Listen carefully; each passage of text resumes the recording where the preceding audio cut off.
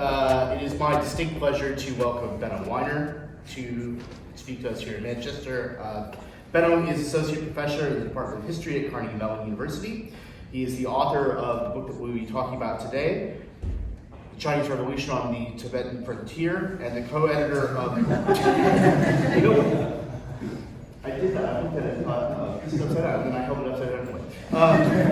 His most recent article is, "This is absolutely not a Hui Rebellion, the ethnopolitics of great Chauvinism in Early Maoist China," which was published in October in the 20th journal, 20th Century China. It's also a really fantastic article. I've had the pleasure of reading that as well. Also definitely worth checking out. So we're going to have a lot to talk about this book, but then I wondered if you might sort of set the scene a little bit talking about the book by reading the first little bit of the book, kind of gives us an introduction.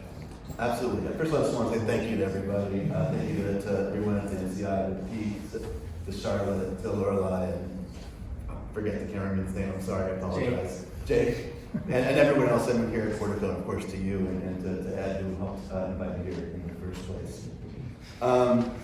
So yeah, I'm going to read it just a little bit from the beginning of the book, just because this is a place and time and context that's probably not that familiar to everybody. So sort of just to get to the setting and the major sort of research questions established. This is the first time I've ever done a live reading, so it's going to be kind of awkward. Midsummer is a busy time in the grasslands of southern Amdo. For the pastoralists who inhabit the high plateau, the long sunny days and moderate temperatures provide a brief respite from the punishing conditions that predominate the rest of the year. Still, there's plenty of work to be done. Days begin well before dawn. Livestock consisting of sheep, goats, yak, hybrid 𝗀, and horses must be untethered and the young separated from their mothers so that milking can be completed by sunrise. Then the herds are driven out to pasture. In good years, those without a late frost, crippling drought, insect infestation, animal epidemic, or other disruption, the animals pass the sunlit hours grazing on the lush summer grass, fortifying themselves for the onset of autumn and the long, harsh Amdo winter that would quickly follow. Throughout, herders must remain on the lookout for strays as well as predators and bandits, both common dangers on the grasslands. Meanwhile, having risen early to milk the animals, women and girls often spend the rest of their mornings and afternoons gathering fuel for fires, making butter, cheese, and yogurt, fetching water, and performing other household tasks among the black tents that dot Amdo's summer encampments. On July 5th, 1958, however, in one corner of the plateau, the daily rhythm of pastoral life was shattered. That afternoon, 124 members of the 𝗬𝗚𝗃𝗲 chiefdom descended upon an isolated and lightly guarded government outpost in 𝗬𝗃𝗲 County, or 𝗬𝗃 in Tibetan. With dozens of miles of grassland separating the settlement from potential rescue, the Tibetan horsemen quickly overcame the hapless defenders, killing a district-level secretary of the Chinese Communist Party and 6 of his cadres. With a cache of newly captured weapons, including a small number of handguns and rifles, a machine gun, 20 grenades, and 2,000 rounds of ammunition, the insurgents then ambushed a reconnaissance squad of the People's Liberation Army. Soldiers of the PLA's 163rd Regiment, 55th Division, were quickly mobilized, and it would take 3 days before reinforcements were able to track down the last of the Tibetan rebels and put an end to the 𝗬𝗚𝗃𝗲 uprising. This was not how it was supposed to be.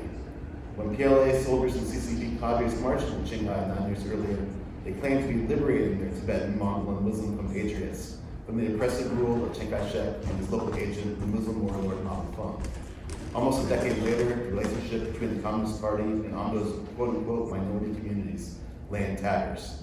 For the 𝗬𝗚𝗃𝗲 revolt was not 1958's only armed challenge to CCP rule.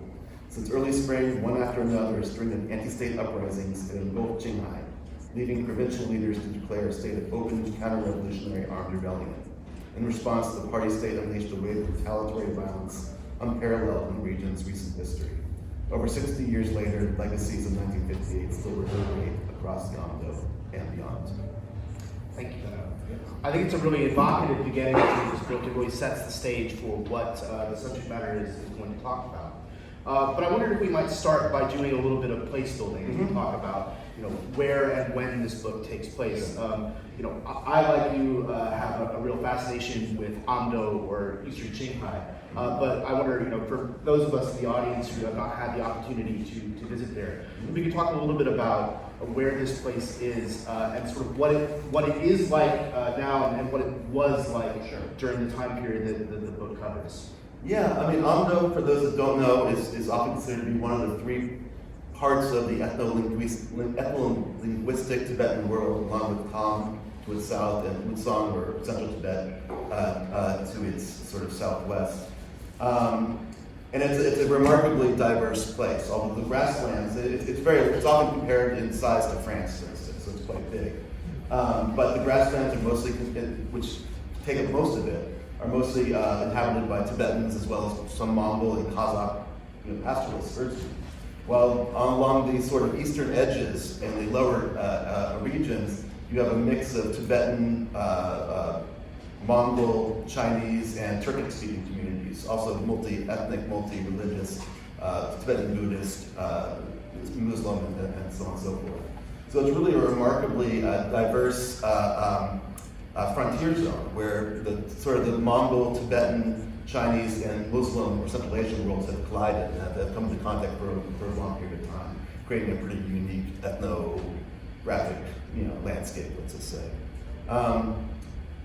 It was incorporated into the Qing Empire in the 18th century, where it was ruled very loosely through local elites. The Qing would basically give titles to local Tibetan, let's say, they call them qianpu, or headmen essentially, or they would support monasteries, and the rule was quite light.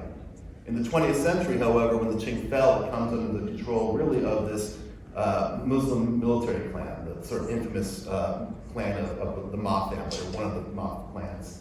Most notoriously, its last leader, Mao Retold, who was a tremendous reputation for enacting tremendous violence against communities, which is not the entire story, but it's a big part of the story. So when the Communist Party arrives in this area in 1949, and Mao Retold flees quite quickly, the question for the party is, how do we put this, they would think, back together? So really, for the first time, how do we turn this ethnocultural frontier into a consolidated part of a nation state, a Chinese-based, Chinese-dominated socialist state that the PRC would claim to be. I think your book does a really great job of laying out this sort of landscape that the Communist Party finds when it arrives in the late 40s, early 1950s. I think one of the other things that's really remarkable about the book is that it lays out this incredible cast of characters. There's some really larger-than-life personalities that emerge from the story that's written. And I wonder, before we jump into the historiography and lay out sort of what the book covers when it talks about this Amdo revolution, if we could talk a little bit about some of the major players in the story, particularly thinking about from the side of the Communist Party. What is the United Front work development that features so really strongly in the book, and also who are these Tibetan headmen that feature so strongly? Thank you. Yeah, it's a really important question, because as I started to do my research on the book and started looking through my primary source materials, and I came to realize this was a story of the United Front, so we certainly have to talk about the United Front.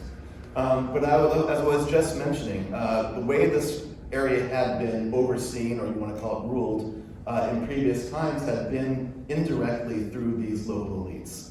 And that was fine for the Qing. All that the Qing needed was sort of expressions of loyalty and trying to keep the violence down this area, and they were okay with that. Under Mao Retold, he certainly wanted to incorporate this area into his sort of rump state that he was building, and he wanted to extract resources and these types of things and build infrastructures. But overall, he was pretty unsuccessful, and he too had to rule through these local leaders. People like, one of the main figures in my book is a man named 𝗏𝗏𝗏, the leader of the largest of the chiefdoms in this area of Southern Amdo, the 𝗏𝗏𝗁 chiefdom, it's called. So when the Communist Party came to this region, we would assume that they would want to just get rid of all these elites, whether they're religious elites or secular elites, because after all, the communists are communists, and they want to enact a class struggle. They want to overthrow the old regime and let the masses rule themselves, or whatever you want, how you want to put it.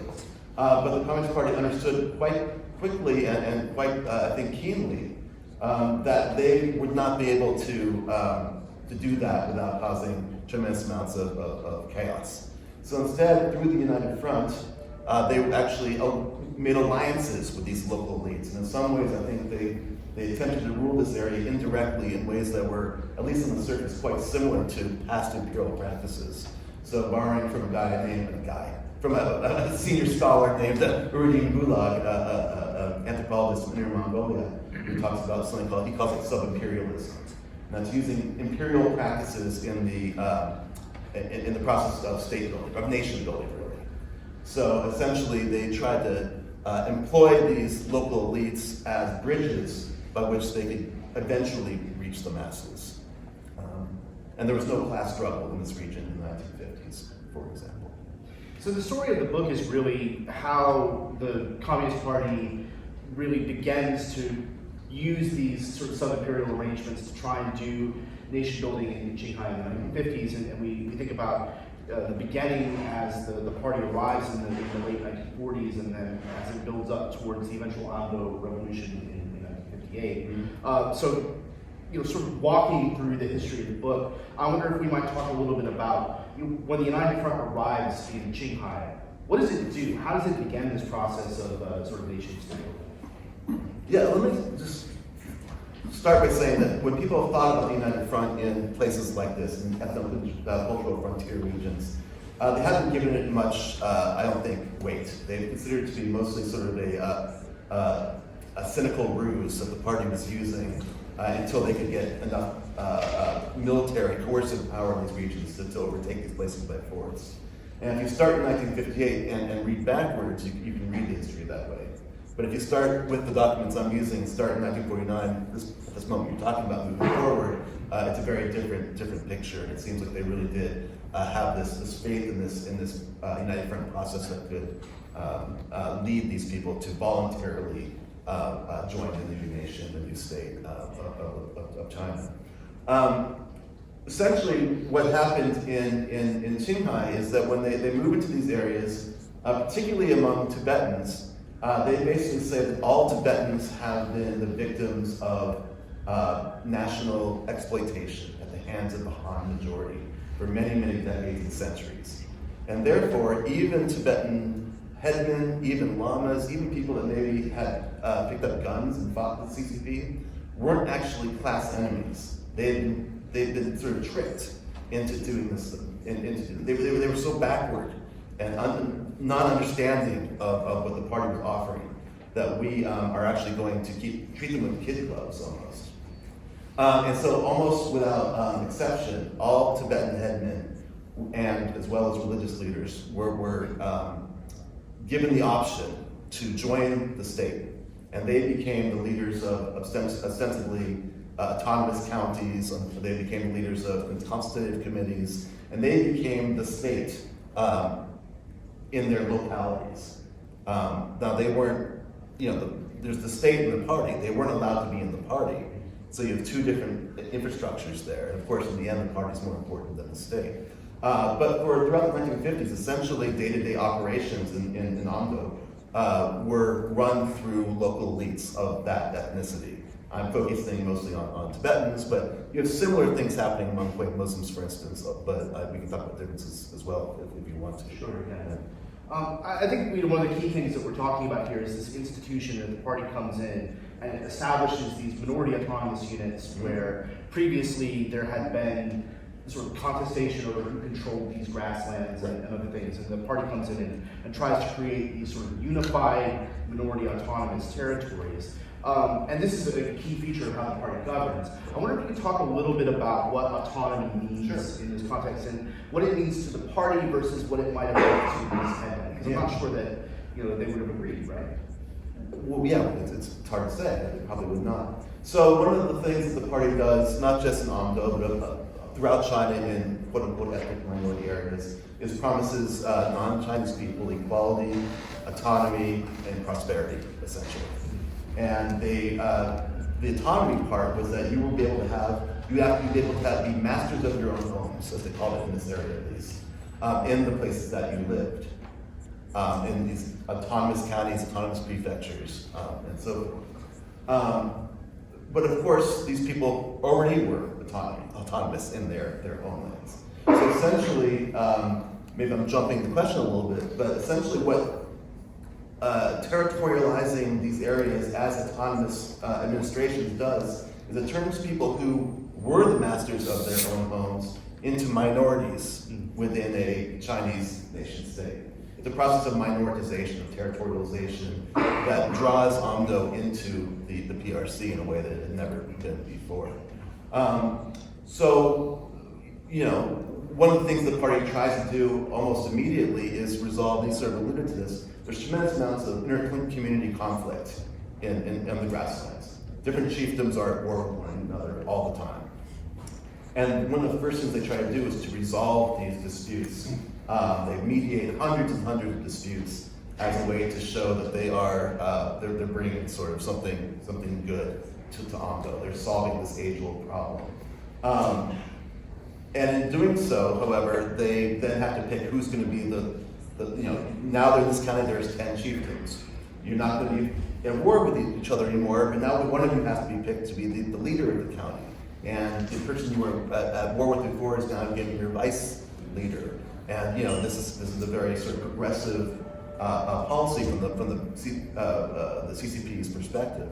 But again, it's a way of marginalizing local agency and local people, of saying, the way you live your lives and the people who were central to their world are now, and not just people, but infrastructures and ideas and concepts are all being sort of minoritized as something that you do in this area, which is now part of a bigger nation state that you are not being asked whether or not you want to be part of, if that makes sense. Yeah.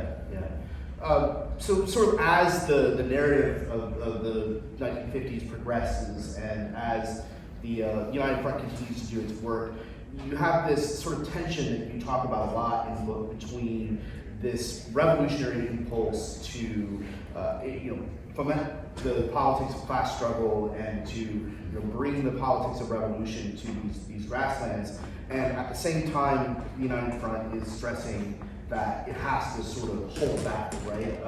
I wonder if you could talk a little bit about sort of what's driving this conflict within the sort of Communist Party and how it plays out in the implementation of these policies of autonomy and governance in these regions.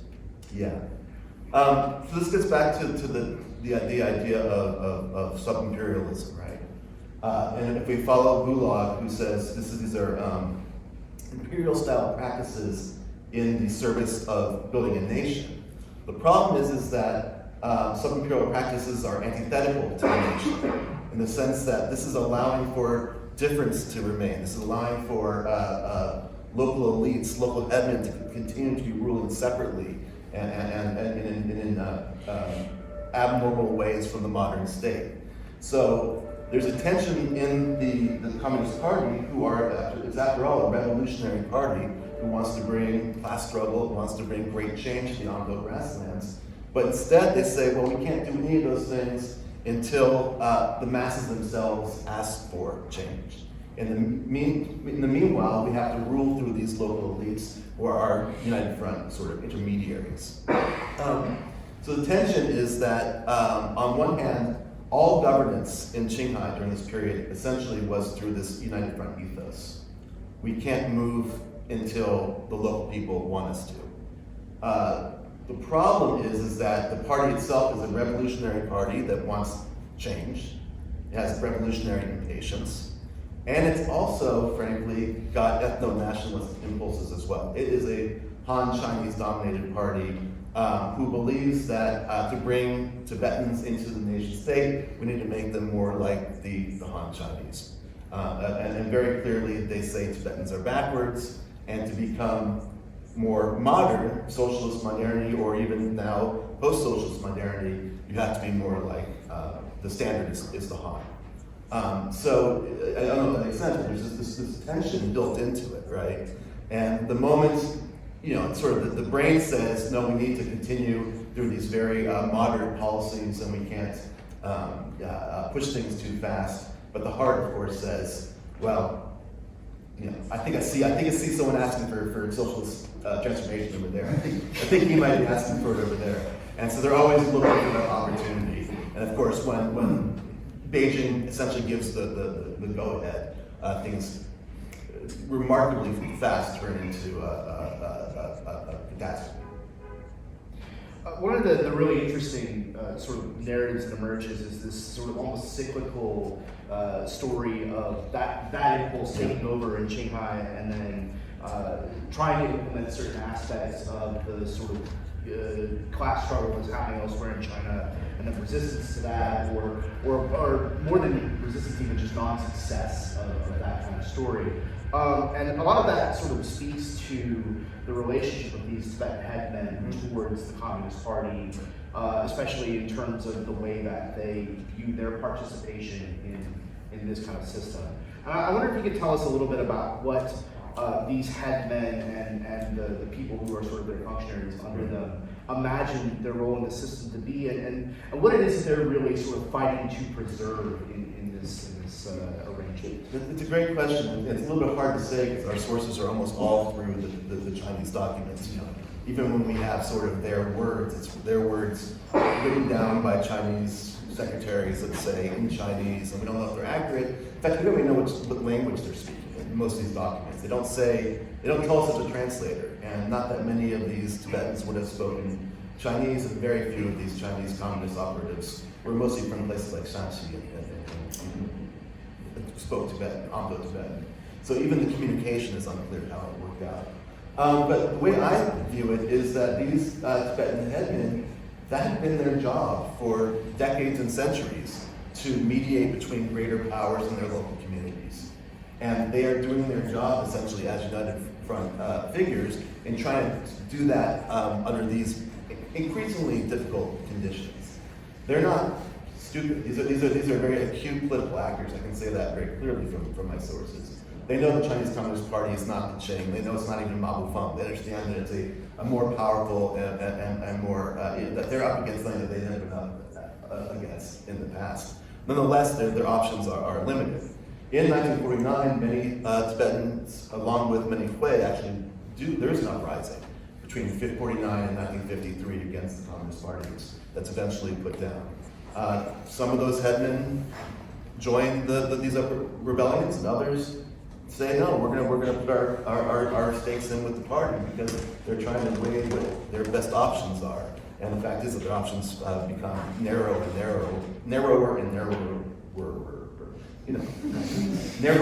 narrower as the decade goes on, and their options, as we find out, sort of dissipate. Yeah. So as we sort of turn to that dissipation of options, the sort of climax of the book is the 1958 Hui Rebellion. And the sort of historiography, the historical presentation of that event in sort of orthodox terms tends to be presented as this sort of one spark can start a prairie fire kind of event. You use that saying from Mao in the book that all of a sudden out of nowhere there's this rebellion on the grasslands because the arrangements, that this uneasy working relationship between the headmen and the party just dissipates.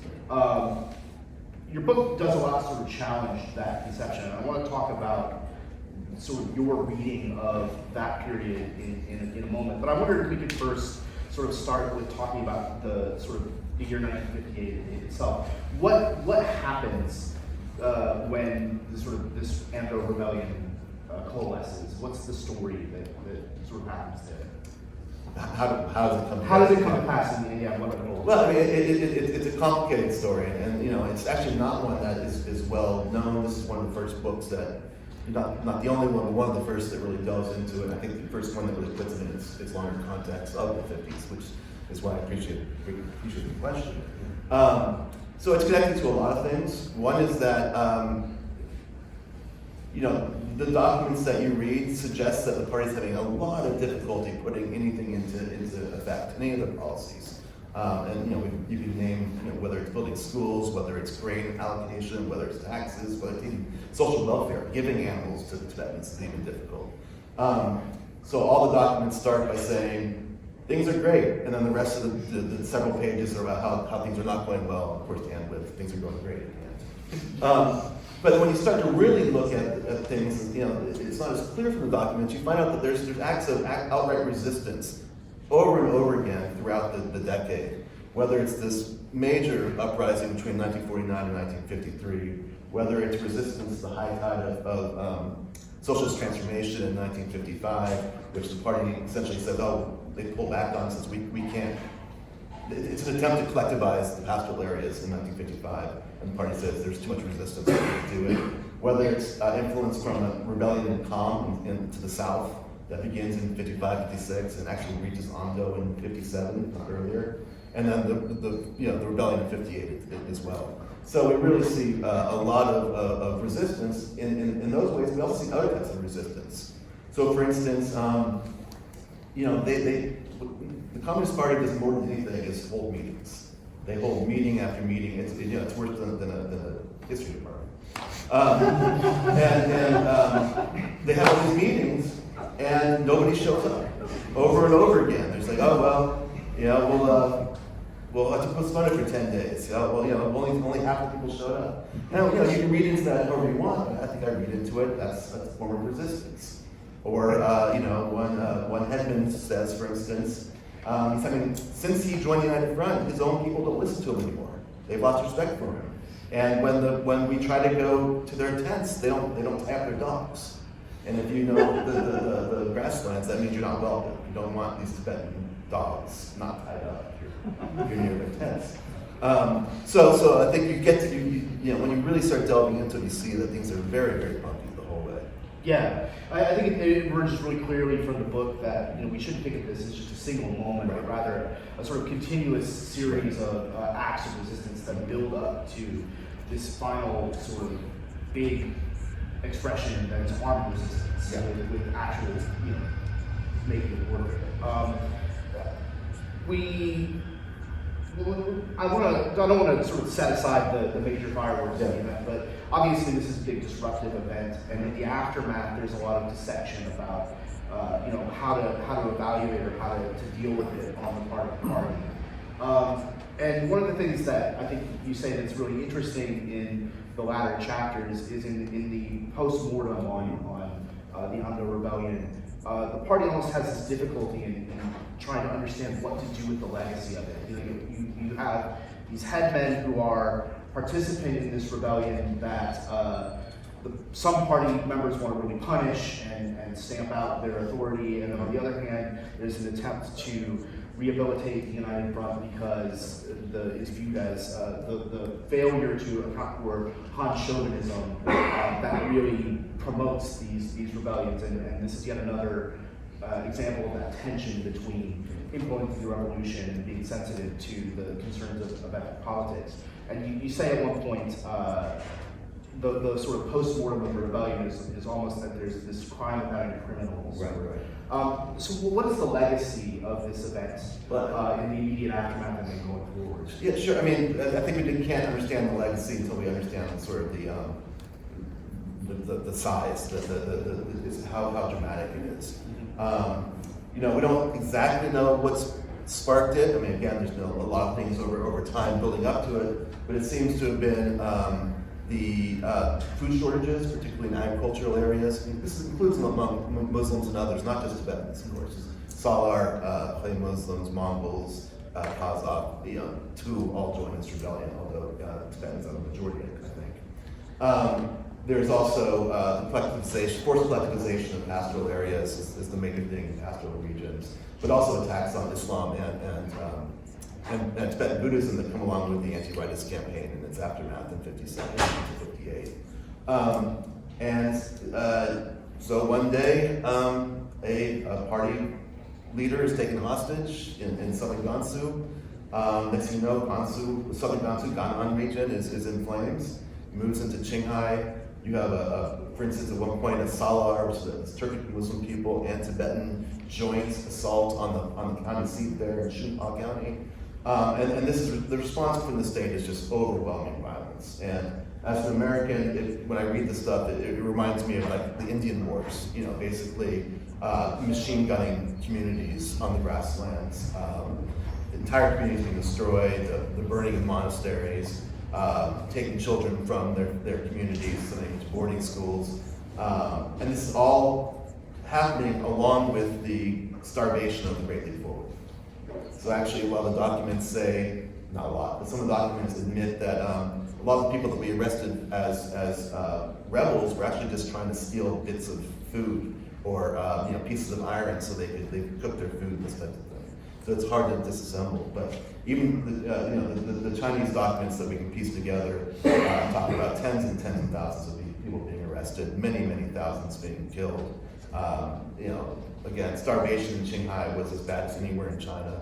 I think number 2 or 3 after 𝗱𝗲𝗁 and 𝗏𝗏𝗄 province in the Great Leap Forward. So just an absolutely devastating occurrence that in 1962, a new party leader comes down to Qinghai, and they basically kick out the guy that had been there, that was in charge at this time, and he reports that unforgivable crimes have been committed in these areas. And that's from the party secretary of Qinghai.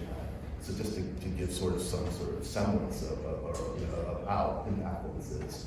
So Amdo Tibetans don't even call it, we don't really know what to call it. Is it the Amdo Rebellion? Is it, is there a better word for it? Does that really describe it? But Amdo Tibetans just call it 58. Nagano. Everyone knows what that means, right? So that's sort of the impact on them. You want me to continue with the other, the center of your question? Sure, why not? Yeah. So again, it's incredibly. I think you cannot understand this region, and I think you can't understand ethnic relations in China without understanding the violence that was committed against non-Han people throughout the Maoist period at certain times, and continues to be committed against them in the post-Mao and now present periods. In this region, after Mao's death and the start of the reform era, there's an attempt to sort of resolve past problems, right?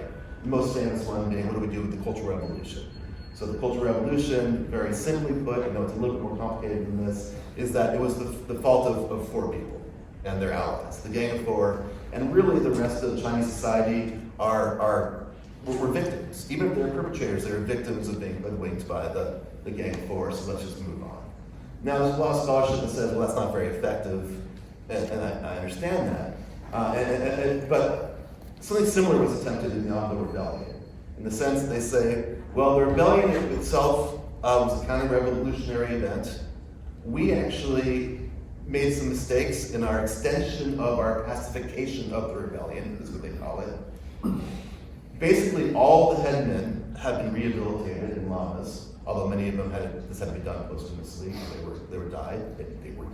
They had died. And the argument is this: so we made some mistakes, and now we've rehabilitated the people that we wronged, and so it's okay. And the problem there, though, is that whether or not the post-Mao Cultural Revolution sort of diagnosis really works among Han Chinese, it was an attempt to maintain the legitimacy of the Communist Party. But what was at stake there wasn't the legitimacy of the nation, right? Han Chinese people still feel Chinese whether or not they accept that excuse or not. For Tibetans, it's a different qualitative question, in the sense that this doesn't explain why we should be members of the Chinese nation state. These crimes that were committed against us, you apologizing for them doesn't sort of cure that, cover that wound or that scar. And I think that's what we're left with. I don't think I said that as eloquently as I would have liked to, but I hope that makes sense. I want to sort of pull that thread a little bit more. One of the really big sort of thematic contributions of this book, I think, is to really talk about the process of transitions from imperial systems of administration into a nation-state frame. This is sort of what the United Front is certainly trying to accomplish in Qinghai at that period.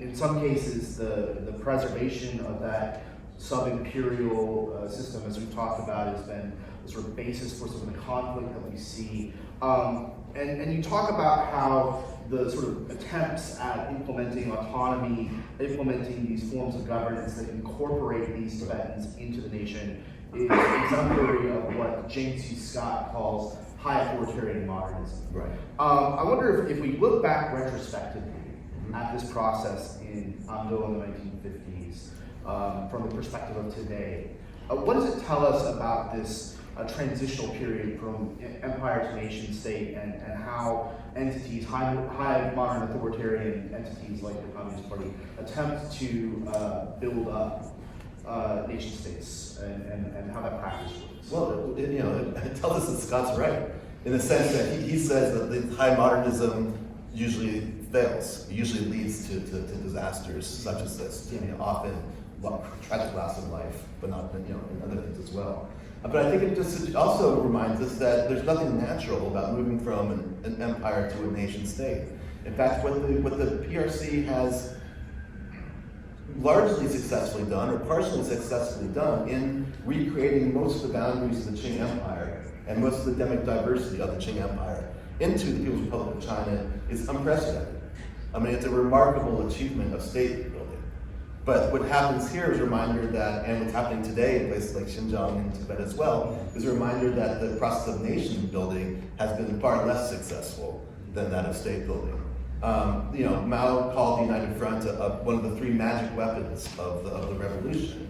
And he said, they believed that using these United Front tactics, again, they would be able to, what they called it, peacefully, voluntarily, and progressively convince, in this case, Amdo Tibetans, but it could be others, to join us, to join the national body, the socialist nation. Mao may have been wrong. Maybe there's no magic weapon for turning an empire into a nation. It really requires violence, and that's in the end what the state used.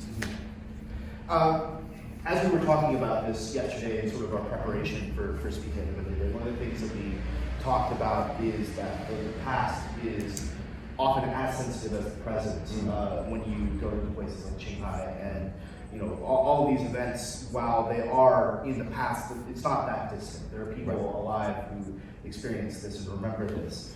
I'm curious as to what you think the lessons of the experience of the 1950s in Shanghai are for examining ethnic politics in today's China. You already touched a little bit on sort of governance, but what other lessons do we draw from this experience of the United Front in thinking about what's happening today in the region and elsewhere in China? Yeah, what it seems like the present regime has turned to is policies of forced assimilation, forced acculturation, which is something the Communist Party absolutely was dead set against, and officially is still dead set against. But going back to the 1950s, this is what they accused Chiang Kai-shek of doing. They said, we are not Chiang Kai-shek, we are not the nationalists, we are not chauvinists, we are going to demonstrate to non-Han people that we are good Han, as again, Mulan suggests. That it didn't, this is the problem of this question about lessons. What I think it shows us is that the violence that was committed in 1958 in Amdo, and 1959 in Lhasa, and 1957 in Kham, and elsewhere on the peripheries, wasn't effective at transitioning frontier peoples into loyal subjects or loyal citizens. And I don't think that we should imagine that violence being committed in Xinjiang right now, or in Tibet right now, or elsewhere, is going to be any more successful at converting these people into loyal, modern, subject citizens and sort of, what do you want to call it? Yeah. By the same token, I don't, well, I'll stop. Sure. I think it's sort of our last little inquiry before we turn over to a broader Q&A. One of the questions that I always think about when we look at a book like yours is, it shows us really what you can learn from looking at peripheries. And I just wondered if you wanted to maybe have a word about like, why it's important that we study places like Qinghai that often seem like on the edges of the action. Yeah, I mean, look at the map of China. Qinghai is actually dead set in the middle. Yeah. And that's, I understand that the vast majority of the population is on the East Coast, and this is not, and much of the West is much more sparsely populated. But we often talk about the transition from the empire to nation China as a process of disunification and reunification. When it really should be talked about as a process of the fall of an empire and violent conflict over what would come next, and who would be included and in what terms. To understand China, you have to understand its border regions. You have to understand what they mean to the Chinese Communist Party. You have to understand what it means to probably the Chinese understanding of its own country. These are not peripheral concerns for the leadership, for instance. If this was a peripheral interest, they wouldn't pump so much resources, so much attention, and get so many so much criticism for their policies there. It would be easier to let these regions go. The fact that they don't, I think, suggests again the centrality of these areas for how China conceives of itself, and then we have to therefore understand how that process occurred. How did the Qing become China? I think that's one of the big questions we really need to continue to investigate. Excellent. Well, first of all, let me thank you for an excellent conversation. Thank you.